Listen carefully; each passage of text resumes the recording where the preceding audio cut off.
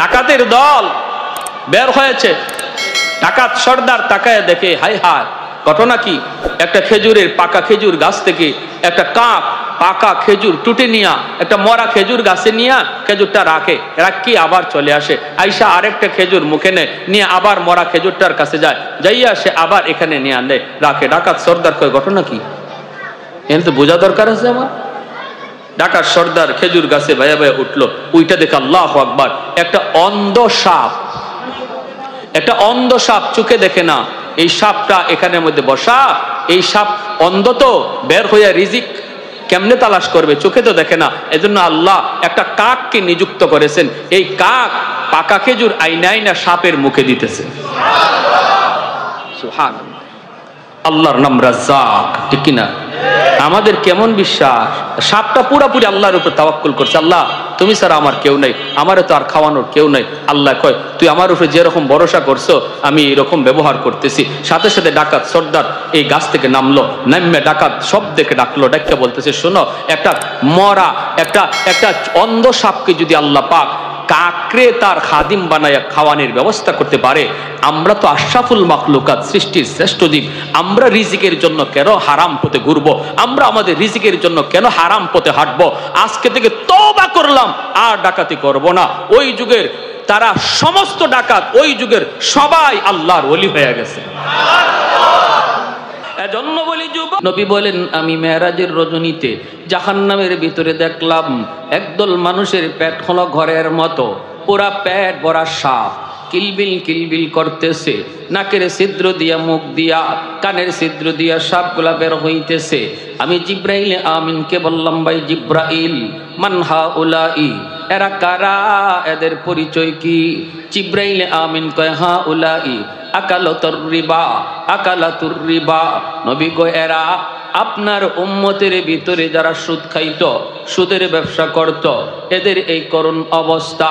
ভাইয়েরা বন্ধুরা, সুদখোরের পেট আল্লাহ নবী দেখেছেন জাহান্নামের ভিতরে একদম পেট ভরা সাপ, কিলবিল কিলবিল করে। আমাদের সিলেট অঞ্চলে একটা মানুষ, ভাইয়েরা বন্ধুরা, একটা বাজার, বলবো না সে বাজারের নাম, এই বাজারে একজন প্রসিদ্ধ এমন সুদখোর ছিল, সুদের ব্যবসা করত। মৃত্যুর আগে তার পেটটা এত বড় হয়ে যায়, তখন তারে নিয়ে যাওয়া হয় সিলেট শহরে। তখনকার সময় সিলেটের প্রসিদ্ধ ডাক্তার ছিলেন ডাক্তার খালিক, ডাক্তার আব্দুল খালিক তার নাম, নিরাময় পলিক্লিনিকের মালিক। তার কাছে নিয়ে যাওয়া হলো। ডাক্তার সাহেব তারে বিছনির ভিতরে ঢুকায় চেক করেন। চেক কইরা ডাক্তার দৌড় দিয়া কয়, কারা কারা তোমরা এসেছো গো? তাড়াতাড়ি করে আমার নবী বলেছেন, জাহান্নামে তার পেটের ভিতরে সাপ। আল্লাহ বাস্তবে দুনিয়াতে দেখায় দিলেন, মৃত্যুর আগেই তার পেটের ভিতরে এক সাপ, বিষাক্ত সাপ। ডাক্তার সাহেব কই, তাড়াতাড়ি আমার কাছ থেকে বের হও, এমন সাপ বের করা আমার পক্ষে সম্ভব নয়। ভারতের মাদ্রাজ নিয়ে যাওয়া হলো। মাদ্রাজের ডাক্তাররাও বলতেছে, আমাদের মিশনও সাপ ধরা পড়ছে, এই সাপ বের করা আমাদের পক্ষে সম্ভব নয়, তাড়াতাড়ি করে তোমরা বাংলাদেশে ফেরত যাও। এই মানুষটা পেটের মধ্যে এই সাপ লইয়াই মরল।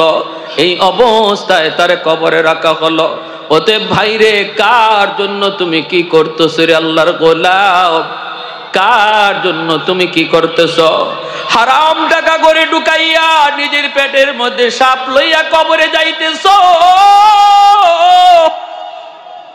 ইয়াউমা ইয়াফিরুল মারউ মিন আখিহি ওয়া উম্মিহি ওয়া আবিহি ওয়া সাহিবাতিহি ওয়া বানিহি লিকুল্লি ইমরিইম মিনহুম ইয়াউমা ইদিন শা'নুন ইউগনি। আল্লাহ পাক রব্বুল আলামিন কয়, তোর মা সেদিন তোরে চিনবে না, তোর বাবা সেদিন তোরে চিনবে না, আদরের স্ত্রীটা সেদিন স্বামীকে চিনবে না, কলিজার টুকরা সন্তানও সেদিন বাবার পরিচয় দিবে না। তাহলে কার জন্য তুমি কি করতেছ? হারাম টাকা ঘরে ঢুকাইয়া ছোট ভাই ডাক দিয়া কয়, ভাইয়া দুহাই দুহাই, ভাইয়া তুমি সুদের ব্যবসা ছেড়ে দাও, আমারে মাদ্রাসায় পড়াইতেছো, আবার তুমি সুদের ব্যবসা করো। কেউ তোমার পক্ষে আসবে না, কেউ তোমার বিপদে পাশে দাঁড়াবে না। বড় ভাই কয় তুই পণ্ডিতি করিস না, মাদ্রাসা খালি গেছো, আরো কিছু পড়ো। ছোট ভাই কয় ভাইয়া বিপদে পড়লে আব্বা তোমার পাশে আসবে না, আম্মা পাশে আসবে না, ভাবি পাশে আসবে না, ভাতিজা পাশে আসবে না, আমি তো নাওই, আমি তো কয় কস কি তুই রক্ত পানি কইরা আমি সবাই খাওয়াইতেছি পালতেছি, বিপদে পড়লে কেউ আসবে না। কয় না, একটু পরীক্ষা করে দেখবানি দুনিয়াতে। কয় কেমনি পরীক্ষা করবি? ছোট ভাই কয় তুমি মরা মানুষের ভান ধরে পড়া দিও, এরপরে শুধু কানটা তুমি সজাগ রাখো আর শুধু শুনবা কে কি কয়। বড় ভাই বট গাছের তলে গিয়ে সে মরা মানুষের ভান ধরে পড়ে গেছে। ছোট ভাই বড় ভাইকে মরা মানুষের লাশ বানায়া বাড়িতে আইনা হাজির, কান্না করে আর কয় আব্বা ভাইয়া তো মারা গেছে, ভাইয়া তো মারা গেছে। বাপেও কান্দে, মায়েও কান্দে, ভাবিও কান্দে, ভাতিজাও কান্দে, সবাই কান্নাকাটি রোল পড়ে গেছে। ছোট ভাই বড় ভাইয়ের কানে কানে যায়, কয় ভাইয়া এখন সজাগ আসুনি? কয় সজাগ তো আসছি, ওই তুই খালি খেয়াল রাখবি কেউ যেন গরম পানি না ডালে। কয় না সমস্যা নেই, আমি আসছি, টেনশন করো না, কানটা খালি সজাগ রাখো, শুইন কে কি কয়। আব্বা জিন হুজুরের কাছে আমাকে একটু যাওয়ার সুযোগ দেন, আমি হুজুরের কাছে একটু যাই। আমার মন বলে ভাইয়ার দম হয়তো আটকে আছে, এটা হয়তো কোনো জিন্নাতের কারসাজি, কারণ বট গাছের তলে ঘটনা ঘটছে, আমার একটু হুজুরের কাছে যাইতে দেন। বাপে কয় বাবা দৌড়তে দৌড়তে দৌড় দেয়া গেছে জিন হুজুরের কাছে। কে জিন হুজুর? হেতে নিজেই তো জিন, সব কাহিনী তো হেই ঘটাইছে। দৌড়ে আসছে, কয় আব্বা জিন হুজুরে আমার একটা ফু শিখাইয়া দিছে। ফু ফুর মধ্যে অ্যাকশন আসেনি না নাই? হ্যাঁ জোরে মাতোকা।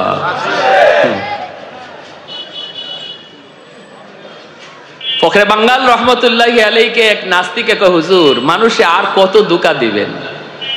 কি হইছে?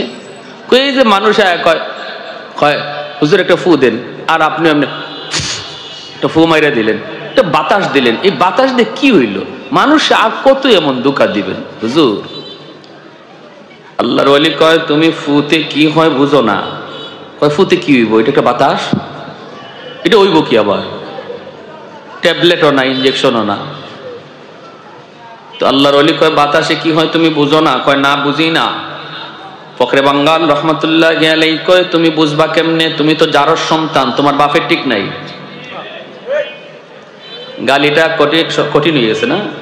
হ্যাঁ, সাথে সাথে চেহারা লাল হয়ে গেছে, বডিতে ফুলে গেছে, হুজুরকে ধরে ফেলবে।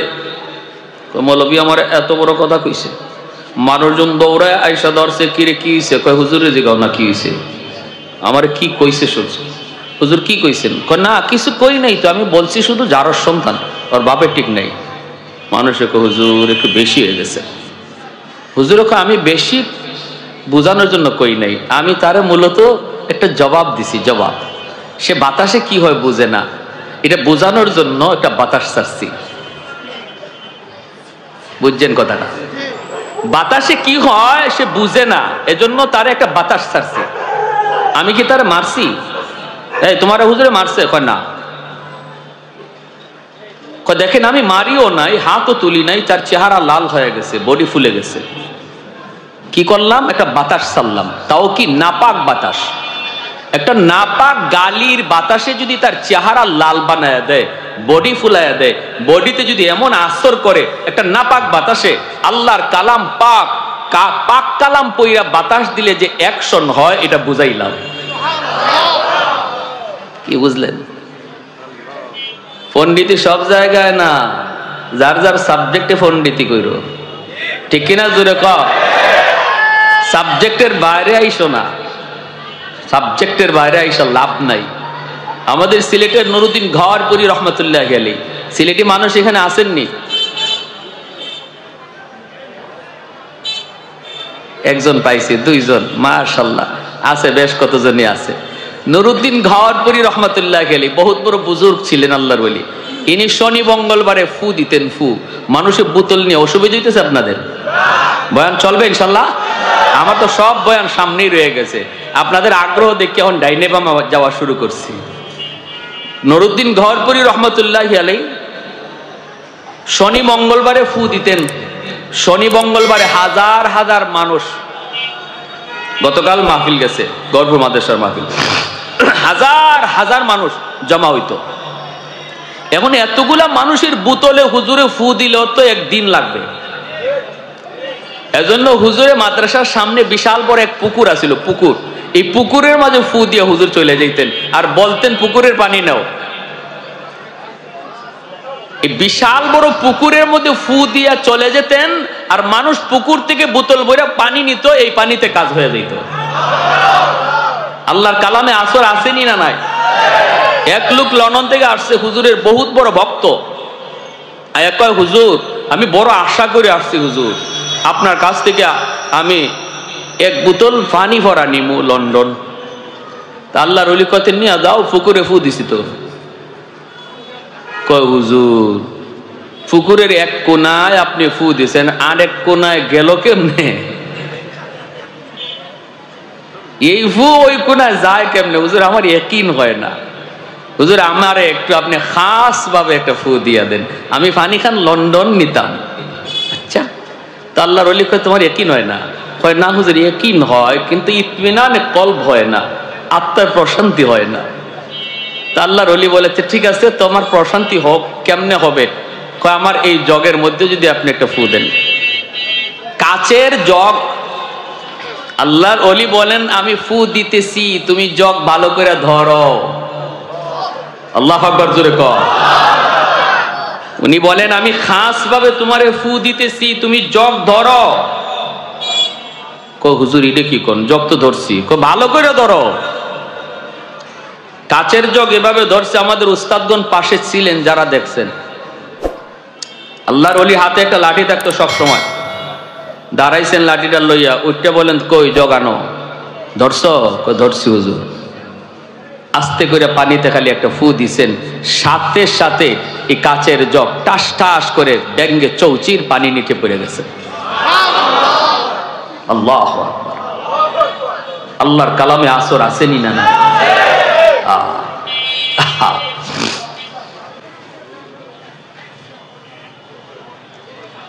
কোন কথা আসলাম? ছোট ভাই, দেখছেন কোত্থেকে কই গেছি। কয় হুজুর আসছে, আয়সা কয় আব্বা জিন হুজুর একটা ফু শিখাইয়া দিছে, এই ফুটা ভাইয়ারে দিলেই ভাইয়া জিতা হয়ে যাইব। বাপে কয় তাড়াতাড়ি ফু দে। আব্বা হুজুর একটা শর্ত লাগাই দিছে। শর্ত? কয় কি শর্ত? হুজুরে বলছে এই ফুটা তোমার ভাইয়ের শরীরে দিলে ভাই জিতা হবে 100%, তবে এর আগে একজন জিতা মানুষের শরীরে ফুটা দেওয়া লাগবে। এই জিতা মানুষটা ফু খাইয়া হে জিতাও থাকতে পারে, মরতেও পারে, তবে মরার সম্ভাবনা বেশি না, কম, জিতার সম্ভাবনাটাই বেশি। এখন ছোট ভাই বাপরে কয় আব্বা এত কষ্ট করে আমার ভাই সংসার পালার জন্য যখন যা লাগে তাই ব্যবস্থা করে, এই ভাইটাকে বাঁচানোর জন্য আব্বা তোমার গায়ে ফুটা দিমুনি। আর বড় ভাইরে কয়ে গেছে খালি কান খাড়া রাখো, কে কি কয় শুনবা।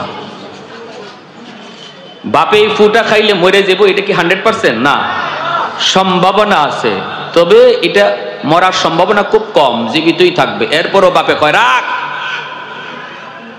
আমার গায়ে ফু দিস না, ওর বউরে ডাক। শুরু হইছে এখন ফালানি, ওর বউরে ডাক।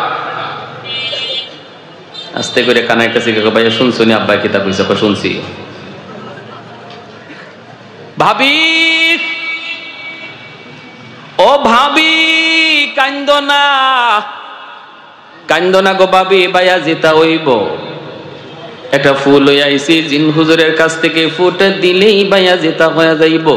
কিন্তু ভাবি গো ফুটা তো একজন জিতা মানুষের শরীরে আগে দেওয়া লাগবে। আব্বারে বলছিলাম, আব্বা রাজি হয় না। ভাবি তুমি রাজি আসনি? এত কষ্ট করে ভাইয়ে, এত মায়া করে, এত মহব্বত করে তোমাকে ঈদে ঈদে তোমার শাড়ি কিনে দেয়, যখন যা চাইছো অলংকারের গাট্টি আর গাট্টি যত যা কিছু চাইছো সব তোমাকে দেয়, এত মহব্বত করে ভাইয়ে ভাবি গো তোমাকে। এই ভাইটারে বাঁচানোর জন্য তোমার গায়ে ফোঁটা দিমুনি। এমনি ভাবি কয় যেখানে আসো এখানে খাড়াও, সামনে আইও না, যে মরছে হে ওই মরুক। কি জবটা দিছে, এমনি দাঁড়ে গিয়া কয় ভাই বাবির কথা শুনছো নি? শুনছি, তুই খালি খেয়াল রাখিস কোনোটা যেন গরম পানি না ডালে। কয় না আমার এই ব্যবস্থা আছে, তুমি ঈদ ডরাইও না। বাতিজা কান্দো না, ম্যাট্রিক পরীক্ষা দেওয়ার আগেই মোবাইল চাইছো, এত মোটা মোবাইল। আমার ভাই তোমার মোবাইল কিনে দিছে, পাস করলে পরে তুমি দাবি করছো বাইক পালসার দিবে, এটাও দিবে, কিন্তু বাতিজারে তোমার এই আব্বারে বাঁচানোর জন্য ফোঁটা তোমার গায়ে দিমুনি। তোমার দাদা রাজি না, তোমার দাদি রাজি না, তোমার মা রাজি না, তুমি নি রাজি আছো বাতিজা, একটু ফোঁটা তোমার গায়ে দিমুনি, একটু কও। এমনি বাতিজায় কয় চাচা আজকে থেকে তুমি আমার আব্বা, তাও ফু দিও না।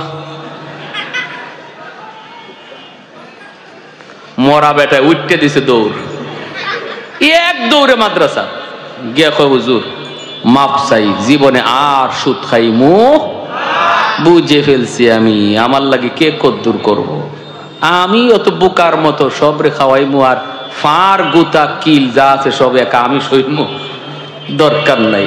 এজন্যই যে মানুষ হারাম গড়ে ঢুকায় এই কথা বোঝার পরেও যে সব হিসাব তার, আর যারা খাইতেছে ফাও ফাও খাইতেছে কারো হিসাব দেওয়া লাগবে না, 10 জনের হিসাব সে একা দিব, এই কথা জানার পরও যে মানুষ হারাম টাকা দিয়ে ঘর বানাইতেছে, হারাম টাকা দিয়ে ঘরের মানুষকে খাওয়াইতেছে, এর মতো দুনিয়াতে বুকা আর কেউ নাই। আওয়াজ দিয়া বলেন ঠিক কি না? এজন্য আমার ভাইরা মনোযোগ দিয়ে শুনো, আল্লাহর গোলাম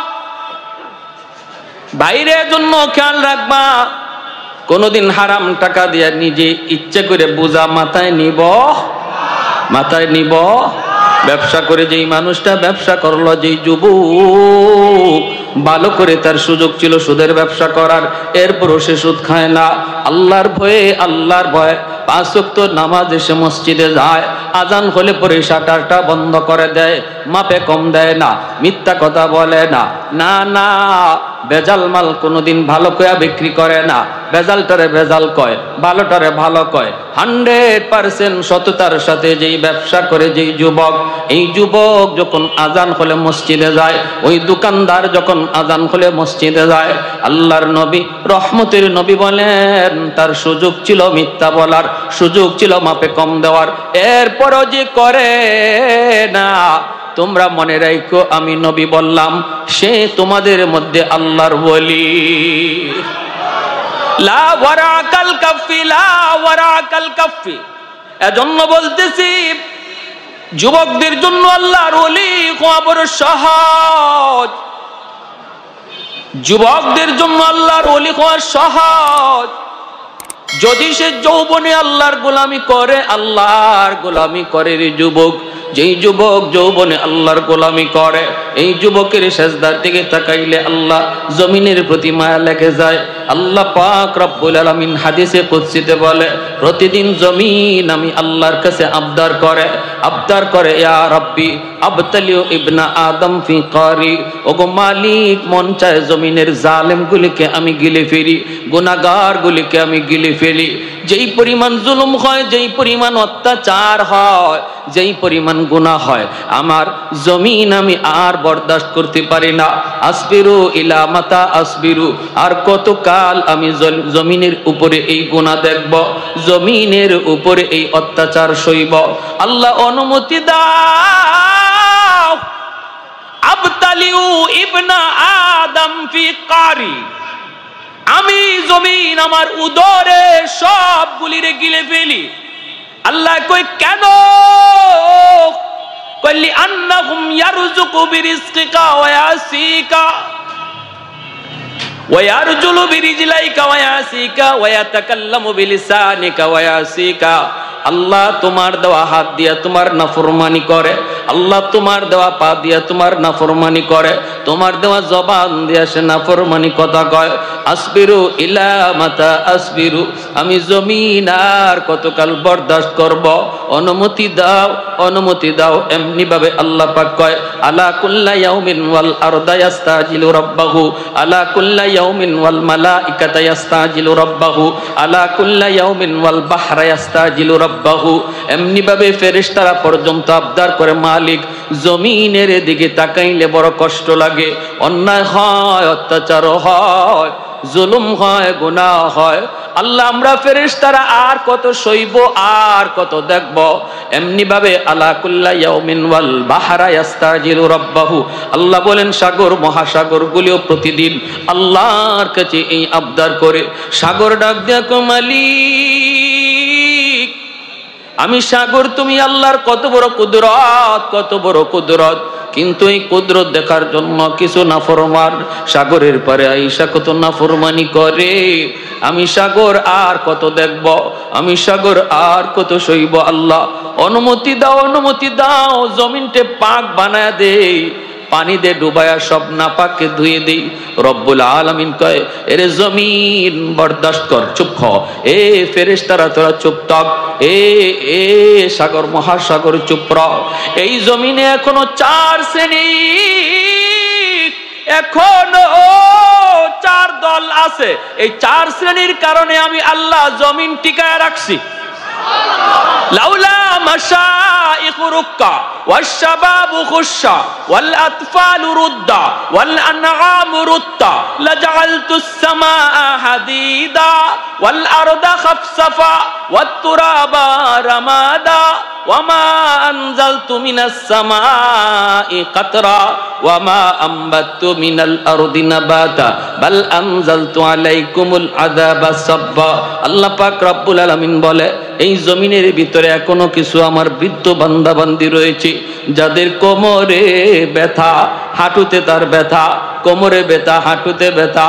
এরপরও আমার বান্দা টুকটুক টুকটুক করে আমি আল্লাহর ঘর মসজিদে চলে যায় রে, সেজদা দিতে তার কষ্ট হয়। এরপরও আমি আল্লাহর কদমে সেজদা দেয়, মাথা ঝুঁকাইলে আর মাথা তুলতে পারে না, তবু আমার কদমে সেজদা দিয়া মাথা ঝুঁকায়। তার ওই মাথা ঝুঁকানি দেখলে এই জমিনের প্রতি আমি আল্লাহর মায়া লেগে যায়। ওয়াশ-শাবাবু খুশশা, আল্লাহ বলে জমিনের ভিতরে এমনও কিছু যুবক, এমনও কিছু যুবক রয়েছে যৌবনের পাগলামি করে না, যৌবনকালে তারে আমি আল্লাহর গোলামি করতে দেখা যায়। এ যুবক তুমি যদি বলো যৌবনে পারা যায় না,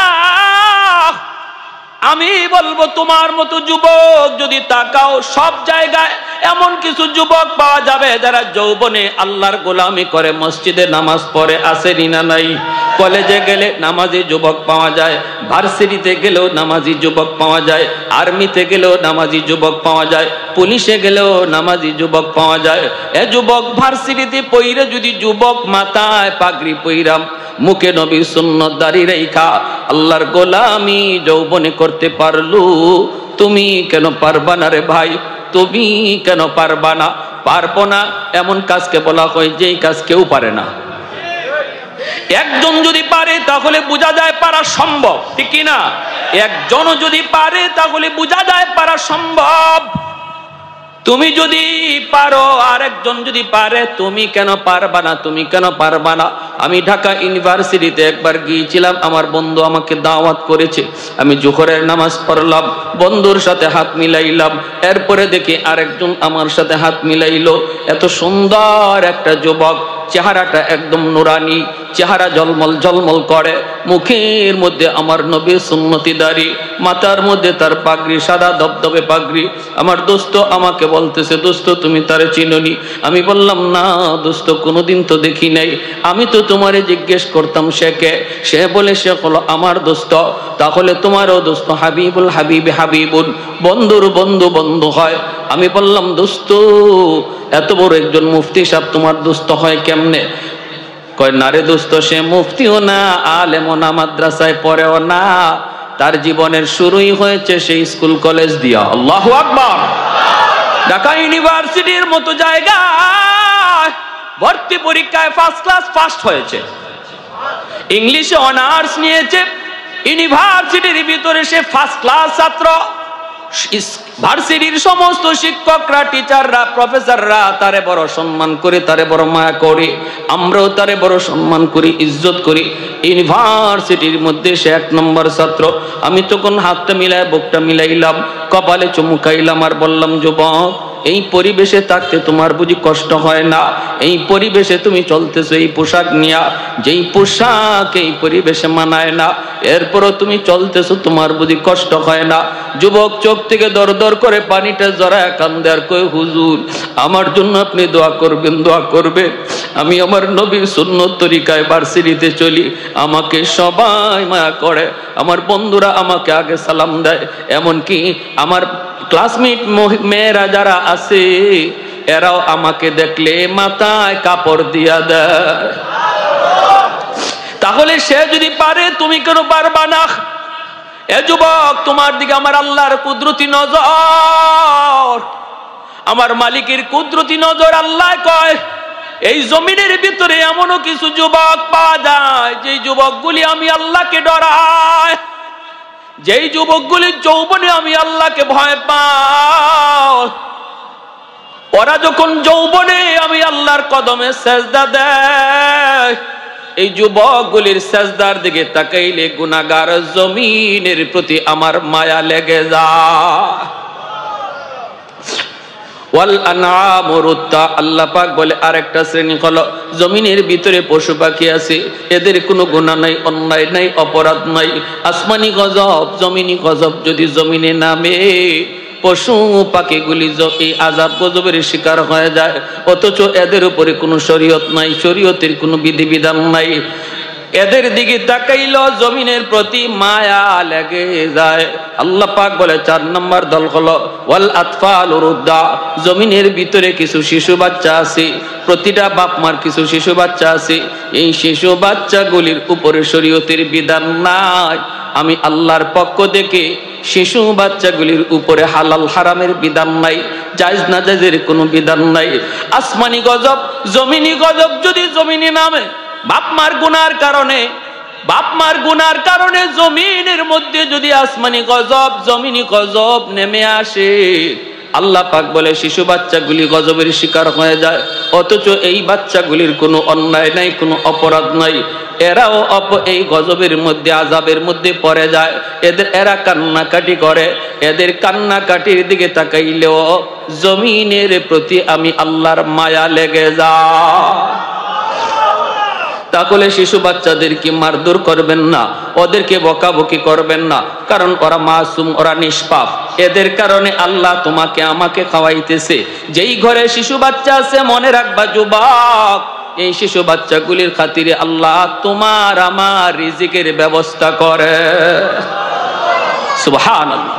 লা জিদ্দা ওয়ালা নিদ্দা ওয়ালা হাদ্দা লিমাওলা,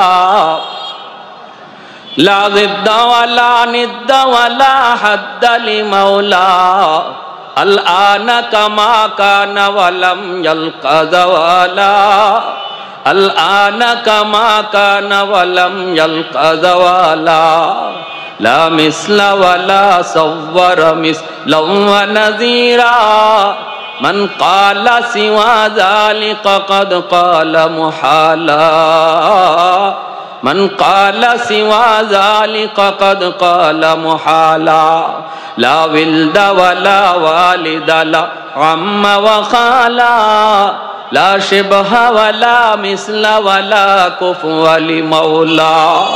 আল্লাহু আকবার, জোরে বলি, আরেকটু জোরে বলি আল্লাহু আকবার। আল্লাহ পাক কয়, যদি এই জমিনের মধ্যে এই 4 দল না থাকতো তাহলে কি হইতো জানো?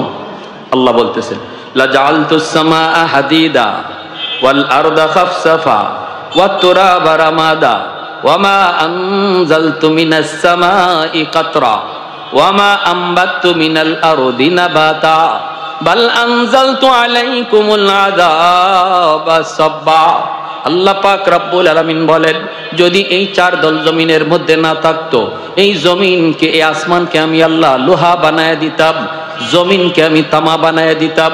ওয়ামা আনজালতু মিনাস সামাই কাতরা, এক ফোঁটা রহমতের বৃষ্টি জমিনের ভিতরে আমি নাজিল করতাম না। ওয়ামা আম্বাতু মিনাল আরদি নাবাতা, একটা শস্যের দানাও জমিনে উৎপাদন হতে আমি দিতাম না। বাল আনজালতু আলাইকুমুল আযাবা সাব্বা, আল্লাহ বলেন পরপর শুধু জমিনে গজব আর গজব নামতো, এই গজব আর গজব নামতো। কিন্তু গজব আসতে চায় মানুষের গুনার কারণে। সাবাকাত রাহমাতি আলা গাযাবি, যখনই মানুষের গুনার কারণে গজব আসতে চায়, আমি আল্লাহ আমার রহমতকে পিছনে পাঠায় দেই, আমার রহমত গজবের আগে চলে যায়। আর একটু জোরে বলি সুবহানাল্লাহ।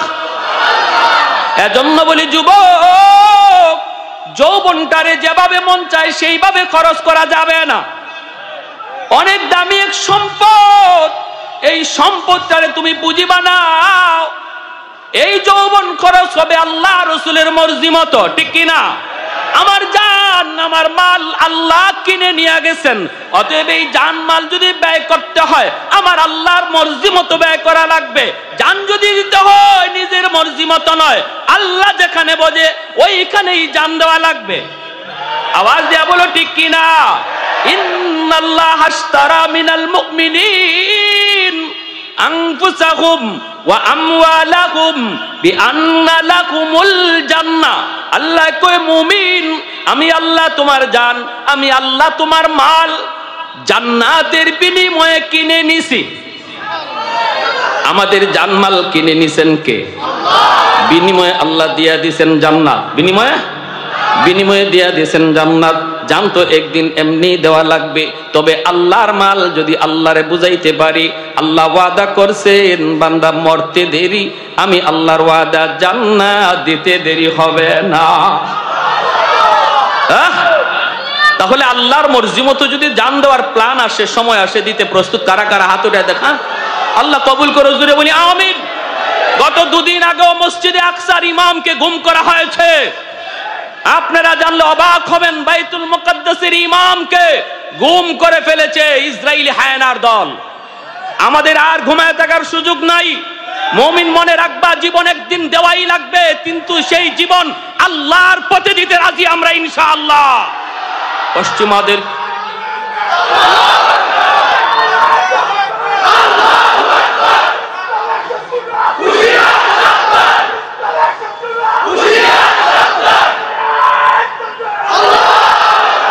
পশ্চিমাদের চোখ পড়েছে কাবাগরের প্রান্তরে, ব্রিটিশ দালাল দল বেঁধেছে ধ্বংস করতে চায় কারে। পশ্চিমাদের চোখ পড়েছে কাবাগরের প্রান্তরে, ব্রিটিশ দালাল দল বেঁধেছে ধ্বংস করতে চায় কারে। আল্লাহ পাকের ঘর তোর সাহস থাকলে ধর, আল্লাহ পাকের ঘর তোর সাহস থাকলে ধর। দো জাহানের মালিক যিনি পবিত্র কাবা, ওই আরবের দিন বাঁচাতে সত্য ন্যায়ের মুক্তি চাই। মুহাম্মাদের বাহিনী আজ আসলে তোদের রক্ষা নাই। ওই আরবের দিন বাঁচাতে সত্য ন্যায়ের মুক্তি চাই। মুহাম্মাদের বাহিনী আজ আসলে তোদের রক্ষা নাই। মুহাম্মাদুর রাসূলুল্লাহর বাহিনী আসেনি, হাত উঠে বলো আসেনি। একটু দাঁড়াও, জেগে ওঠো ওহে মুসলমান, আর কতদিন দিন ইসলামের সইবে অপমান। একটু দাঁড়াও, জেগে ওঠো ওহে মুসলমান, আর কতদিন দিন ইসলামের সইবে অপমান। রক্ত দিয়ে পবিত্র ওই মক্কা মদিনা, সেই জমিনে সিনেমা হল চলতে পারে না। রক্ত দিয়ে পবিত্র ওই মক্কা মদিনা, সেই জমিনে ইহুদিরা চলতে পারে না। নূর মক্কার ইসলাম তার তাকলো কি আর দাম, বন্দিশালায় তাকে যদি কাবার ইমাম। ওই আরবের দিন বাঁচাতে সত্য ন্যায়ের মুক্তি চাই। মুহাম্মাদের বাহিনী আজ আসলে তোদের রক্ষা নাই। ওই আরবের দিন বাঁচাতে সত্য ন্যায়ের মুক্তি চাই। মুহাম্মাদের বাহিনী আজ আসলে তোদের রক্ষা নাই। মুহাম্মাদুর রাসূলুল্লাহর বাহিনী আসেনি, হাত উঠে বলো আসেনি। পশ্চিমাদের চোখ পড়েছে কাবাগরের প্রান্তরে, ব্রিটিশ দালাল দল বেঁধেছে ধ্বংস করতে চায় কারে। পশ্চিমাদের চোখ পড়েছে কাবাগরের প্রান্তরে, ব্রিটিশ দালাল দল বেঁধেছে ধ্বংস করতে চায় কারে। আল্লাহ পাকের ঘর তোর সাহস থাকলে ধর, আল্লাহ পাকের ঘর তোর সাহস থাকলে ধর। দো জাহানের মালিক যিনি পবিত্র কাবা, ওই আরবের দিন বাঁচাতে সত্য ন্যায়ের মুক্তি চাই। মুহাম্মাদের বাহিনী আজ আসলে তোদের রক্ষা নাই। জোরে বলি আল্লাহু আকবার, আল্লাহু আকবার। ভয় পেয়েছেন? আসেনি ভাইরা আমার, আল্লাহর নবী রহমতের নবী, মুতার যুদ্ধে মায়ার নবী তিনি ঘোষণা করেছেন। আল্লাহর নবী বলেন দুশমন 2 লক্ষ, মুজাহিদ বাহিনী মাত্র 3000। আল্লাহু আকবার জোরে কোন। দুশমন হলো 2 লক্ষ, মুজাহিদ বাহিনী মাত্র কয় হাজার? আরো জোরে কয় হাজার? মায়ার নবী দয়ার নবী বলেন সাহাবীরা শোনো, আজকের যুদ্ধ হবে ইসলামের ইতিহাসের ঐতিহাসিক যুদ্ধ। এই যুদ্ধে আমি নবী 3 জন সেনাপতি নিযুক্ত করলাম। নবী বলেন 1 নম্বর সেনাপতি হবে আমার পালক পুত্র যায়েদ ইবনে হারেসা। আল্লাহর নবী বলেন আমার যায়েদ যদি শহীদ হয়ে যায় সেনাপতি হবে জাফর ইবনে আবি তালিব। নবী বলেন জাফর যদি শহীদ হয়ে যায় সেনাপতি হবে আব্দুল্লাহ ইবনে রাওয়াহা। আব্দুল্লাহ যদি শহীদ হয়ে যায় সেনাপতি হবে চতুর্থ একজন। চতুর্থ নম্বর সেনাপতির নাম নবী ঘোষণা করেন নাই, 3 জন সেনাপতির নাম নবী ঘোষণা করেছেন। 1 নম্বরে নবী বলেছেন যায়েদ ইবনে হারেসা, আমার নবীর পালক পুত্র, নবীর একমাত্র পালক পুত্র যায়েদ ইবনে হারেসা। নবী বলেন যায়েদ যদি শহীদ হয়ে যায় সেনাপতি হবে জাফর। এতেই বোঝা গেল মদিনার মসজিদের পাশেই একটা কান্নার রুল পড়ে গেল। সমস্ত সাহাবায়ে কেরাম বুঝে ফেললেন এই যুদ্ধে নবীর সন্তান, নবীর সন্তান যায়েদ তিনি শহীদ হয়ে যাবেন, কারণ নবী যায়েদের নামের সাথে শহীদ শব্দ লাগায়া দিছে। দ্বিতীয় সেনাপতি জাফর ইবনে আবি তালিব। নবী বলেন আমার জাফর যদি শহীদ হয়ে যায় সেনাপতি হবে আব্দুল্লাহ ইবনে রাওয়াহা। সাহাবায়ে কেরাম বুঝে গেছেন জাফর শহীদ হয়ে যাবেন, এমনকি জাফর নিজেও বুঝে গেছেন তিনি শহীদ হবেন, যায়েদ নিজেও বুঝছেন তিনি শহীদ হবেন। 3 নম্বর সেনাপতি নবী বলেন আব্দুল্লাহ ইবনে রাওয়াহা। আব্দুল্লাহ যদি শহীদ হয়ে যায় সেনাপতি হবে চতুর্থ একজন, তাহলে আব্দুল্লাহ শহীদ হয়ে যাবেন। আব্দুল্লাহর নামের সাথেও শহীদ শব্দ লাগানো হয়েছে। 3 জন সাহাবী তারা নিশ্চিতভাবে বুঝে গেলেন এই যুদ্ধই তাদের জীবনের শেষ যুদ্ধ, এই যুদ্ধ থেকে তারা ফিরবেন না, এই যুদ্ধ তাদের জীবনের শেষ যুদ্ধ।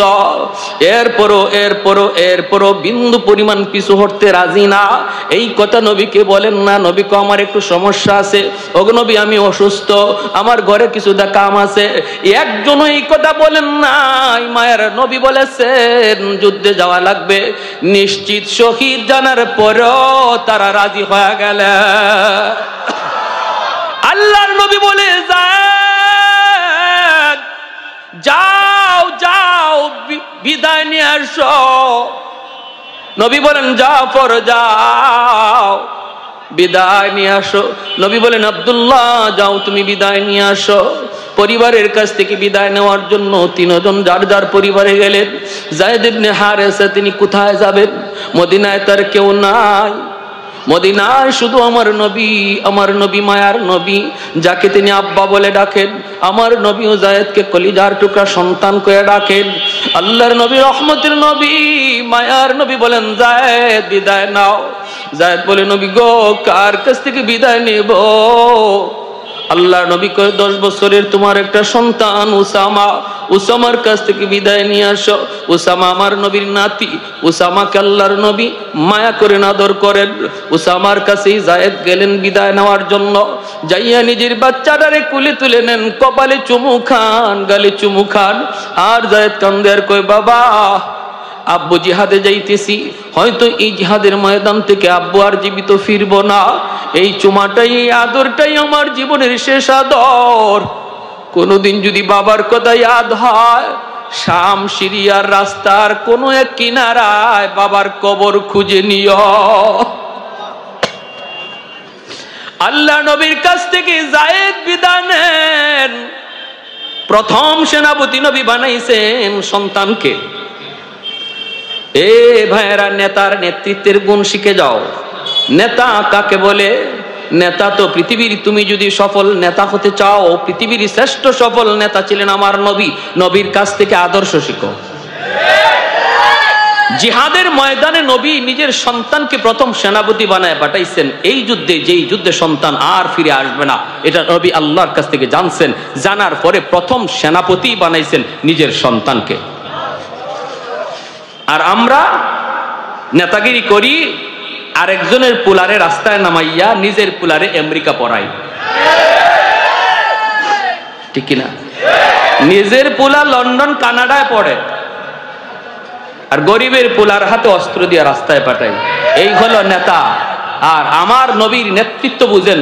নবী জানেন আল্লাহর কাছ থেকে এই যুদ্ধে কেউ ফিরবে না সেনাপতি। সেই জায়গায় নবী তার সন্তানকে সর্বপ্রথম সেনাপতি বানাইছে। আদর্শ শিখে যাও। আল্লাহর নবী বলেন, যায়েদ তুমি বিদায় নিয়ে আসো। জাফর ইবনে আবি তালিব তিনিও বিদায় নিতে চলে গেলেন বাড়িতে। নিজের বাড়িতে বিদায় নিতে গেলেন, যায় দেখেন বিবি কোরআন তেলাওয়াত করে। ছোট্ট দুইটা বালক যাদের, 4 বছরের একটা ছেলে, 6 বছরের একটা ছেলে। এই দুটা ছেলে মায়ের পাশে বসে বসে কোরআন তেলাওয়াত শুনতেছে। মা যদি কোরআন তেলাওয়াত করে সন্তান হাফেজ কোরআন হয়। মা যদি বেশি বেশি কোরআন তেলাওয়াত করে সন্তান কোরআনের হাফেজ হয়। মা যদি পর্দা করে সন্তান পর্দা শিখে। মা যদি নামাজ পড়ে সন্তান নামাজি হয়। মার আমলটাই সন্তান বেশি আসর করে বেশি ফলো করে। কারণ মাকে সন্তানরা বেশি পায়, অল টাইম পায়। বাবাকে এত সময় সন্তানরা পায় না। মাকে যত টাইম সন্তান পায়। পেটে ছিল 10 মাস 10 দিন, তাও মায়ের সাথে। দুধ খাইছে তাও মায়ের সাথে। একটু ছোট্ট তাও মায়ের কাছে। বাবা ঘরের বাহিরে। এজন্য আল্লাহর নবী বলেন, আল মারআতু রাইয়াতুন আলা বাইতি যাওজিহা ওয়া ওয়ালাদিহি। নবী বলেন, একজন মাকে সন্তানের ব্যাপারে আল্লাহ 2 বার জিগাইব, বাবারে 1 বার জিগাইব।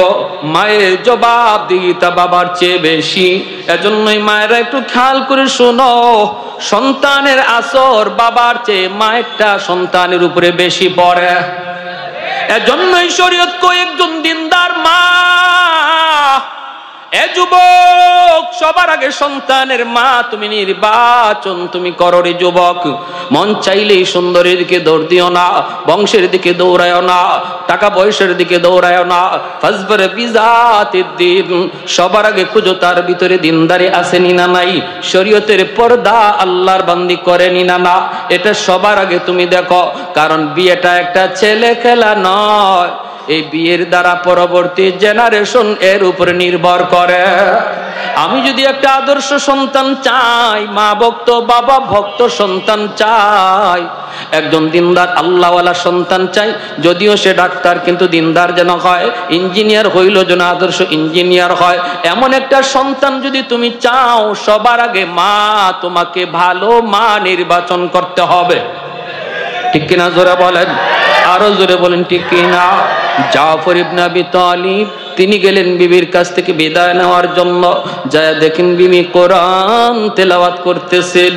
ছোট্ট 2টা বালক, ছোট্ট 2টা সন্তান মায়ের পাশে বসে বসে নিরিবিলি কোরআন তেলাওয়াত শুনতেছে। জাফর ইবনে আবি তালিবের গায়ে তো যুদ্ধের পোশাক পরা, হাতের মধ্যে তলোয়ার। এই অবস্থায় তিনি ঘরে যায় ঢুকলেন। ডাক দিয়ে বলেন, বিবি অল্প সময়ের জন্য একটু কোরআন তেলাওয়াত বন্ধ করো, একটু বন্ধ করো। আমার নবী দয়ার নবী আজকের যুদ্ধে আমাকে 2 নম্বর সেনাপতি নিযুক্ত করেছেন। আমি যুদ্ধের ময়দানে যাচ্ছি গো বিবি। ও বিবি বিদায় দাও, বিদায় দাও। বাচ্চা 2টারে কোলে নিয়ে আদর করে জাফর তিনি বিদায় নিতে যাবেন। ওই অবস্থায় বিবি ডাক দেয়া কই, স্বামী গ যুদ্ধে যাবেন, কোনো আপত্তি নাই। আমার নবী বলেছেন যুদ্ধে যাবেন, কিন্তু আমি নবীর জবানে শুনেছি যুদ্ধে যাবার আগে মুনাজাত আল্লাহর কাছে কবুল হয়। ওগো স্বামী, আমি একটু হাত উঠাবো, আমি মুনাজাত করব, আর আপনি শুধু আমার সাথে আমিন আমিন বলবেন। এই বইলা বিবি হাত উঠায় দিছে। জাফর ইবনে আবি তালিব কয়, ঠিক আছে তুমি মুনাজাত করো। বিবি 1 নম্বর দোয়াটাই করছে, আল্লাহ, ছোট 2টা বালক, ছোট 2টা বাচ্চা, অবুঝ নিষ্পাপ, এরাও বাপ মার সাথে হাত উঠায় দিছে। ভাইরা মনে রাখো, মহিলাদের দোয়া কিন্তু আল্লাহর কাছে পুরুষের আগে কবুল হয়। মাঝে মাঝে ঘরে বিবিকে নিয়ে হাত উঠাইও, বিবিকে বইল তুমি মুনাজাত করো, আমি তোমার সাথে আমিন বলবো, অথবা নিজে মুনাজাত করো, বিবিরে বলো, বিবি গো তুমি আমিন বলো। নবী বলে মহিলাদের দোয়া পুরুষের আগে আল্লাহর কাছে কবুল হয়। আল্লাহর নবীর সাহাবী তিনি তো হাত বাড়ায় দিছেন, আর বিবি দোয়া করে। 1 নম্বর দোয়া, 3টা দোয়া করছে। প্রথম নম্বর দোয়াটা ছিল, আল্লাহ আজকের যুদ্ধে মুসলমানদের তুমি বিজয় দান কইরা। জাফর ইবনে আবি তালিব কয় আমিন। 2 নম্বর দোয়া করছে, আল্লাহ ও মালিক, এই যুদ্ধে মুসলমানদের মনোবল তুমি বাড়ায় দিও, সাহস তুমি বাড়ায় দিও। কারণ শুনেছি দুশমন হলো 2 লক্ষ, মুসলমান মাত্র 3000। আল্লাহ মুসলমানদের সাহস মনোবল তুমি বাড়ায় দিও, বাড়ায় দিও। জাফর ইবনে আবি তালিব বলেন আমিন। 3 নম্বর দোয়াটা করতেছেন বিবি। 3 নম্বর দোয়াটা করার আগে বিবি কান্না শুরু করছে, কথা বলতে পারে না, কান্দে আর কয়, আল্লাহ আমার 2টা অবুঝ, 2টা শিশু বাচ্চা, এখনো বুঝে না, এখনো শিশু, এখনো বুঝে না, এখনো শিশু। আল্লাহ আমার 2টা অবুঝ বাচ্চার দিকে তাকাইয়া তাদের আব্বারে তুমি গাজী বানাইয়া ফিরত দিয়ে দিও। যেই মাত্রই দোয়া করছে, আল্লাহ আমার স্বামীর জীবিত ফিরত দিও, আমার 2টা বাচ্চার দিকে তাকাইয়া আমার 2টা বাচ্চারে তুমি এতিম বানাও না, বানাও না। সাথে সাথে জাফর ইবনে আবি তালিব মুনাজাতের হাতটা তিনি ছাইড়া দিয়েছেন, আমিন বলেন নাই। তলোয়ারের বাট দিয়া বিবির হাতটাকে আস্তে করে নামায় দেন, নামায় কই, বিবি গো তোমার আগের 2টা দোয়া কবুল হবে, 3 নম্বর দোয়াটা কবুল হবে না। কারণ আমার মায়ার নবী, আমি বলতে চাই নাই গো বিবি, আমাকে বলতে বাধ্য করেছো, বাধ্য করেছো। কারণ আমার নবী, আমার পরে আরেকজন সেনাপতির নাম নবী ঘোষণা করেছেন। এতে করে সবাই আমরা নিশ্চিত এই যুদ্ধে আমি জীবিত ফিরব না, শহীদ হয়ে যাব। কারণ আমার নামের সাথে নবী শহীদ শব্দ লাগাইছেন। আমার পরে আরেকজন সেনাপতির নাম নবী ঘোষণা করেছেন। না গো বিবি, এই বিদায় আমার জীবনের শেষ বিদায়, জান্নাতে আল্লাহর সাথে, আল্লাহর সামনে সাক্ষাৎ হবে, আমাকে বিদায় দাও, বিদায় দাও। এই বইলা বাচ্চাগুলির চুমু খাইয়া, বাচ্চাগুলির চোখের পানিটা মুইসা জাফর ইবনে আবি তালিব জিহাদের ময়দানে রওনা দিলেন। 3 জনই টাটকা যুবক, 3 জনই টাটকা যুবক ছিলেন। যৌবনের তাগরাত, যৌবনের পুরা চাহিদা ছিল তাদের। এই যৌবন কালটা আমার আল্লাহ রসুলকে খুশি করার জন্য কিভাবে নিশ্চিত মরণ জানার পরেও সামনের দিকে আগাইতেছেন। আব্দুল্লাহ ইবনে রাওয়াহা 3 নম্বর সেনাপতি।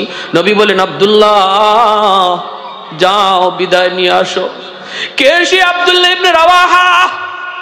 মাত্র ওই দিন তার বিবাহ হয়েছে, নতুন বিবির সাথে এখনো সাক্ষাৎ হয় নাই, এখনো বিবির চেহারা আব্দুল্লাহ দেখে নাই, বিবিও স্বামীর চেহারাটা দেখেন নাই। বিবাহের আসরের মধ্যেই খবর গেছে, মায়ার নবী তোমাকে মদিনার মসজিদে ডাকেন। আব্দুল্লাহ ইবনে রাওয়াহা আগদ হয়ে গেছে, বিবাহ হয়ে গেছে, আন্দর রুমে ঢুকবেন, বিবিকে দেখবেন। ওই মুহূর্তে বিবির চেহারা দেখার আগেই নবীর ডাক এসে গেছে। আব্দুল্লাহ কয়, না গো, আমার বিবির চেহারা আমার কাছে বড় নয়, আমার নবীর চেহারা বড়। আমার বিবির চেহারা আমার কাছে দামি নয়, মায়ার নয়, আমার কাছে জীবনের চেয়ে আমার বেশি মায়ার হলো আমার নবীর চেহারা। না না, আন্দরের ভিতরেও যাওয়া যাবে না। এখান থেকেই তিনি মদিনার মসজিদে চলে আসলেন। আসা মাত্রই দেখেন মায়ার নবী ঘোষণা দিতেছেন, আজকের যুদ্ধে 3 নম্বর সেনাপতি আমার আব্দুল্লাহ। বলতেছেন নবী আমার আব্দুল্লাহ যদি শহীদ হয়ে যায় তার মানে নিশ্চিত শহীদ। আল্লাহু আকবার। কারণ আমার নবী নিজের থেকে কিছুই বলেন না, আল্লাহর ইশারায় বলেন, ঠিক কি না? মা ইয়ানতিকু আনিল হাওয়া ইন হুয়া ইল্লা ওয়াহয়ুন ইউহা। আল্লাহর নবী রহমতের নবী যখন বলেছেন আমার আব্দুল্লাহ যদি শহীদ হয়ে যায়, চতুর্থ সেনাপতি হবে মুসলমানের ভিতর থেকে একজন, মুসলমানের ভিতর থেকে একজন। এই কথা বলার দ্বারা আব্দুল্লাহ নিজেও বুঝে গেলেন এই যুদ্ধই তার জীবনের শেষ যুদ্ধ। মদিনার মসজিদের সাহাবায়ে কেরামের ভিতরে একটা চাপা কান্নার রুল পড়ে গেল। আব্দুল্লাহ কান্দে, সাহাবায়ে কেরাম কান্দে, কিন্তু যে তিনজনের নাম ঘোষণা করছে তারা কান্দে না, তারা বরং হাসে। আল্লাহু আকবার, জোরে কর। ভাইরা বন্ধুরা, কারণ তারা তো জানতেন আল জিহাদ মুখতাসারু তরিকিন ইলাল জান্নাহ, জিহাদ হলো জান্নাতে যাওয়ার বাইপাস রাস্তা। আল্লাহু আকবার। জিহাদ হলো জান্নাতে যাওয়ার বাইপাস রাস্তা। আমি আপনি জান্নাতে যেতে গেলে নামাজের হিসাব দেওয়া লাগবে, রাস্তায় রাস্তায় চেক পোস্ট আছে, পুলিশের চেক পোস্ট আছে, বিশ্ব রোড দিয়া যাইতে গেলে জায়গায় জায়গায় চেক পোস্ট আছে, কাগজ দেখায় দেখায় সামনে যাওয়া লাগবে। ঠিক তেমনি ভাবে জান্নাতে যাওয়ার পথেও আমাকে নামাজের কাগজ দেখাতে হবে, রোজার কাগজ দেখাতে হবে, হজের কাগজ দেখাতে হবে, হালাল হারামের কাগজ দেখাইতে হবে। কিন্তু আল্লাহর নবী রহমতের নবী বলেন একজন মুজাহিদ আল্লাহর রাস্তায় যে শহীদ হয়েছে সে যখন জান্নাতে যাবে আল্লাহ বলবে তুমি বাইপাস আসো, পুলিশ যেদিকে নাই ওই দিকে আসো, বাইপাস আসো, বিশ্ব রোড বাদ দিয়া। একজন মুজাহিদ যে শহীদ হয়েছে বাইপাস জান্নাতে চলে যাবে, তার কোনো চেক পোস্ট লাগবে না। আরেকটু জোরে কন্যা সুবহানাল্লাহ। আহাদুন লাইসা কামিসলি সামাদুন লাইসা কাফাদলি লিমানিল মুলকু তুগুইতু সাজাওয়ার খুদাই, লিমানিল মুলকু তুগুইতু সাজাওয়ার খুদাই, তো খুদাবন্দ ইয়াবি নি তো খুদাবন্দ ইয়াসারি, তো খুদাবন্দ জমিনি তো খুদাবন্দ সমাই, তো রহিমি তো করিমি তো সমিঈ তো বসিরি, তো মুইদ্দি তো মুদিল্লি তো মালিকিল আরশি বজাই, বরি আজ খুরদন ও খুফতন, বরি আজ তহমতে মরদন, বরি আজ বিম উমিদি, বরি আজ রঞ্জ বালাই। আল্লাহু আকবার। আব্দুল্লাহ ইবনে রাওয়াহা বিদায় নেওয়ার জন্য নতুন বিবির কাছে যান। ঘোড়ার পিঠে সওয়ার, যুদ্ধের পোশাক পরে তিনি রওনা দিলেন। বন্ধুদেরকেও সাথে নিয়ে গেলেন, সঙ্গী সাথীদের নিয়ে তিনি বাড়ির দরজার পাশে যা ডাক দিলেন, বিবি গো বিবি, বিদায় দাও বিদায় দাও, যুদ্ধে যাচ্ছি। মায়ার নবী আজকের যুদ্ধে আমাকে 3 নম্বর সেনাপতি ঘোষণা করেছেন। ও বিবি, আমি তোমার হক আদায় করতে পারলাম না, আমি তোমার হক আদায় করতে পারলাম না, এজন্য তুমি আমাকে কোনো দায়ী করো না। কিয়ামতের ময়দানে আল্লাহর তুই জান্নাতে দেখা হবে। এই বইলা বিবির কাছ থেকে তিনি বিদায় নেন, দরজা বন্ধ। আন্দর থেকে বিবি ডাক দেয়া কই, স্বামী গো, একটা বারের জন্য আপনি ঘরের ভিতরে আসুন, আমি প্রাণ ভরে শুধু আপনার চেহারাখানা এক নজর দেখব, যেন হাসরের মাঠে আমার স্বামীকে দেখলে আমি স্ত্রী যেন স্বামীকে চিনতে পারি। এক নজর শুধু চেহারাটা দেখবো গো স্বামী। জিহাদে যাইতেছো যাও, বাধা নাই, আমাকে একটা বারের জন্য চেহারাটা দেখার সুযোগ দাও, সুযোগ দাও। আব্দুল্লাহ ইবনে রাওয়াহা তখন আওয়াজ দিয়ে কই, না গো বিবি, আমি ভিতরে ঢুকবো না, আমার চেহারা তোমাকে দেখাবো না, আমিও তোমার চেহারা দেখবো না, কারণ আমি শুনেছি তুমি আরবের অনেক সুন্দরী নারী, অনেক সুন্দরী তুমি। আমি যদি তোমার চেহারা দেখি, মায়াবী চেহারা, হয়তো জিহাদের ময়দানে আমার মনে পড়ে যেতে পারে। যদি তোমার চেহারা জিহাদের ময়দানে আমার মনে পড়ে, জিহাদ করতে আমার ব্যাঘাত ঘটবে। না গো বিবি না, দেখলাম না, চিনলাম না, আল্লাহর তৈরি জান্নাতে আল্লাহ তোমার আমার পরিচয় আল্লাহ করায়া দিবে। এ আমার মা বোনেরা খেয়াল করে শোনো গো মা, একটা বারের জন্য দরজা খুইলা তিনি ঘরের বাইরে আসতে পারতেন স্বামীকে এক নজর দেখার জন্য। একজন স্ত্রী, নতুন বউ, তার মনের ভিতরে কি পরিমাণ তামান্না ছিল স্বামীর চেহারাটা এক নজরে তিনি দেখবে, স্বামীকে শুধু পরিচয় পাওয়ার জন্য। মনের ভিতরে কত আকাঙ্ক্ষা, কত আকাঙ্ক্ষা। এরপরও মনের সমস্ত চাহাতকে তিনি দাবায় রাখলেন। কেন? কারণ বের হলে পর্দা লঙ্ঘন হবে। স্বামীর সাথে অনেক পরপুরুষ রয়েছে, বের হলেই পর্দা লঙ্ঘন হবে। আল্লাহর বিধান পর্দাকে এত গুরুত্ব দিলেন, আল্লাহর বিধান পর্দাটাকে এত মানলেন, মনের এত চাহাত থাকার পরও তিনি বের হলেন না। বাইরে এজন্য বলতেছি যে এই সকল মহিলারা দুনিয়াতে এমন পর্দা মাইনা চলবা গো মা, কিয়ামতের ময়দানে আব্দুল্লাহ ইবনে রাওয়াহার বিবি আর খাতুনে জান্নাত ফাতেমা রাদিয়াল্লাহু তাআলা আনহার সাথে আল্লাহ দুনিয়ার পর্দানিশীন নারীদের আল্লাহ জান্নাত দান করবে। ভাইরা বন্ধুরা, এজন্য বলতেছিলাম ইনি বিদায় নিলেন, বিদায় নিয়ে যুদ্ধের ময়দানে চলে গেলেন। যুদ্ধ শুরু হয়ে গেল। দুশমন কয় লাখ মনে আছে আপনাদের? কয় লাখ?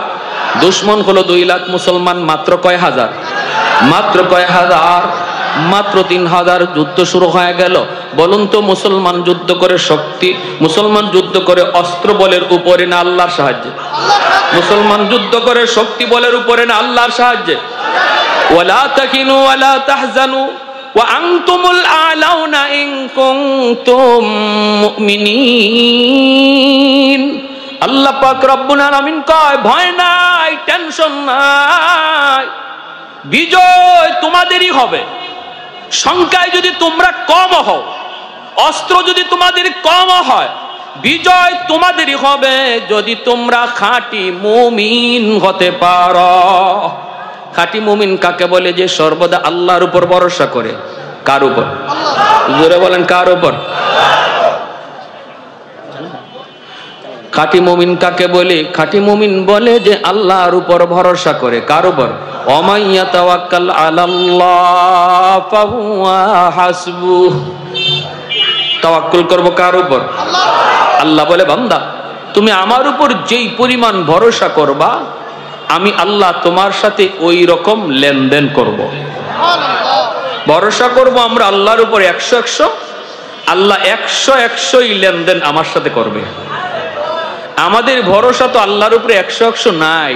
কেউ 10%, কেউ 20%, কেউ 50%, অর্ধেকের উপরেই নাই। কেউ আমরা অর্ধেক আল্লাহর উপরে ভরসা করি, অর্ধেক দোকানের উপরে, অর্ধেক চাকরির উপরে, অর্ধেক মেম্বারের উপরে, অর্ধেক চেয়ারম্যানের উপরে, অর্ধেক নেতার উপরে। এই ভরসা নিয়ে আমরা চলি, বিধায় আল্লাহ পাক আমাদের সাথে লেনদেন ওই রকমই করে। আল্লাহ পাকের আচরণটা এমনই হয়। ডাকাতের দল বের হয়েছে, ডাকাত সর্দার তাকায় দেখে, হায় হায়, ঘটনা কি? একটা খেজুরের পাকা খেজুর গাছ থেকে একটা কাক পাকা খেজুর টুটে নিয়া একটা মরা খেজুর গাছে নিয়ে খেজুরটা রাখি আবার চলে আসে। আইসা আরেকটা খেজুর মুখে নেয়, নিয়ে আবার মরা খেজুরটার কাছে যায়, যাইয়া সে আবার এখানে নিয়ে আনে রাখে। ডাকাত সর্দার কয়, ঘটনা কি? এখানে তো বোঝা দরকার আছে আমার। ডাকাত সর্দার খেজুর গাছে ভাইয়া ভাইয়া উঠলো, উইটা দেখে আল্লাহু আকবার, একটা অন্ধ সাপ, একটা অন্ধ সাপ, চোখে দেখে না।